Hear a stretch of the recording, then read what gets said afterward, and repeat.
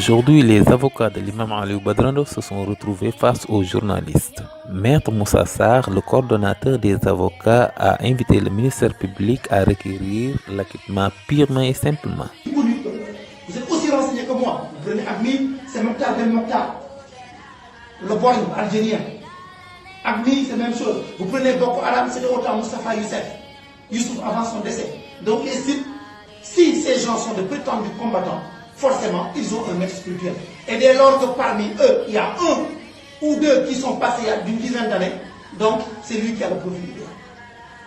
Donc, je dis encore une fois, ça, c'est la démarche de l'État qui ont pris Imam Aliou Ndao en otage pour faire plaisir à la France et au monde occidental. Et récemment, je l'ai dit, lors de la première semaine, un conseil diplomatique de Jean-Yves Le Drian est venu au Sénégal pour donner même des leçons à nos hommes religieux. Pour dire qu'il faut que nos hommes religieux construisent un discours audible aux jeunes. Je dis, mais ce diplomate, il est complètement ignorant. Dans la situation de pauvreté que nous vivons au Sénégal, qui fait partie des 25 pays les moins avancés, si les gens ne sont pas dans la rue, c'est parce que nous avons des hommes religieux qui ramènent toujours les jeunes et la population sur le chemin de la foi et la droiture, en leur faisant espérer toujours un lendemain meilleur. Ça prouve que ce diplomate est fondamentalement ignorant. Et il a jusqu'à dire également, il faudrait que l'islam, n'est-ce pas, qu'on l'aide à aller dans le chemin de la modernité. Mais au Sénégal, notre islam n'a pas un problème de modernité. Ça, c'est un problème français. C'est les Français qui ont un problème avec l'islam et qui posent ce débat. Ça prouve encore une fois que ce diplomate est manifestement ignorant. Nous n'avons pas de problème avec la modernité. La dernière chose, il avait évoqué également la question de la laïcité en disant que l'État ne doit pas se rattacher au conflit, l'État doit être neutre. Ça, c'est la conception française de la laïcité. Nous, l'État est laïque, il est neutre, mais il n'est pas indifférent aux religions.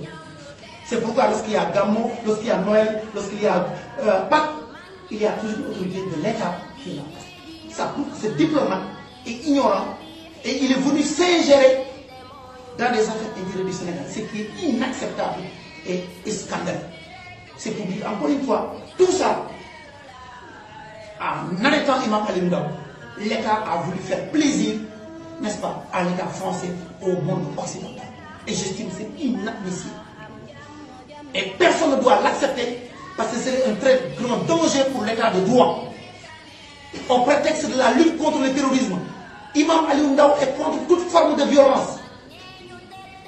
Nous, ces avocats, nous sommes contre toute forme de violence, quelles que soient ses origines. Mais la lutte contre le terrorisme ne doit pas être à l'origine d'abus, d'arbitraire. Et Imam a été arrêté arbitrairement. Rien ne le justifie. Il est l'otage de l'État. Imam est victime pour quelqu'un qui a dédié toute sa vie à éduquer la jeunesse sénégalaise. Sans jamais recevoir aucun financement. Il n'est jamais allé demander de l'aide dans les pays arabes. Jamais. Imam est allé une fois à la Mecque. Une fois, quand il était plus jeune, il avait gagné un concours, il est parti à l'université en Arabie Saoudite. 6 mois avant. Il n'a jamais reçu aucun financement. Il n'a aucun lien avec le monde arabe.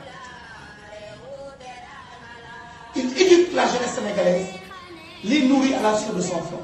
Les talibés sont à Ngam et durant l'hivernage, ils vont dans les champs à Gamboul, cultiver pour avoir de quoi vivre. Cette personne qui devait être décorée, fait chevalier national de l'ordre du mérite ou d'autres sortes de décorations, aujourd'hui l'État essaie de le traîner dans la boue, de le salir. Alors que c'est un homme d'honneur qui a rendu énormément de services à son peuple. Et il me disait l'autre jour que quel que soit l'issue du procès, je continuerai à faire ce que j'ai à faire pour mon pays, pour la jeunesse de mon pays. C'est ma conviction. Je n'ai rien fait. Et quel que soit Alpha, je continuerai à servir mon pays. Ce régime, il n'est que passager. Mon rôle et mon devoir, c'est d'éduquer les jeunes de mon pays. À les former, à les encadrer, à croire en eux-mêmes et à croire à leur pays. Voilà.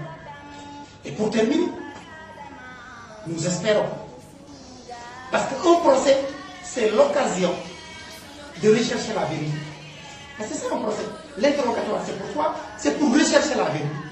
Si nous avons demandé la comparution des officiers de police judiciaire et du général chef d'état-major général de l'armée sénégalaise, c'est pour qu'ils contribuent à la manifestation de la politique à titre de simple renseignement. Pour que toutes les personnes qui en savent quelque chose viennent le dire. Señor,